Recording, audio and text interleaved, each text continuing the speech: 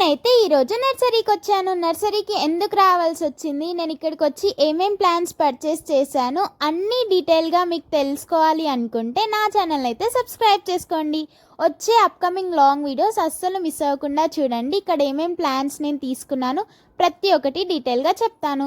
So ఇక్కడ నర్సరీలో అయితే చాలా ఫ్లవర్ ప్లాంట్స్ ఉన్నాయి, ఫ్రూట్ ప్లాంట్స్ ఉన్నాయి. మోస్ట్లీ రోజ్ ప్లాంట్స్ అయితే డిఫరెంట్ కలర్స్ రోజ్ ప్లాంట్స్ ఉన్నాయి. అండ్ నూరువరాల చెట్టు, శంకు పూల చెట్టు, ఇలాంటి పూల చెట్లు అయితే ఇక్కడ అవైలబుల్గా ఉన్నాయి. అండ్ ఇంకేంటంటే ఇక్కడ బోన్సాయి ట్రీస్ కూడా అవైలబుల్గా ఉన్నాయి. మోస్ట్లీ ఇండోర్ ప్లాంట్స్ అయితే చాలా నచ్చినాయి నాకు. ఇండోర్ ప్లాంట్స్ ఉండాలి డెఫినెట్గా, ఎందుకంటే ఇల్లు ఒకటే ఉంటే సరిపోదు కదా, ఇంట్లో ప్రాస్పెరిటీని అట్రాక్ట్ చేసే ప్లాంట్స్ కూడా ఉండాలి. కాబట్టి ఈరోజైతే ప్లాంట్స్ పర్చేస్ చేద్దామని నేను మా మమ్మీ ఇక్కడికైతే వచ్చాము.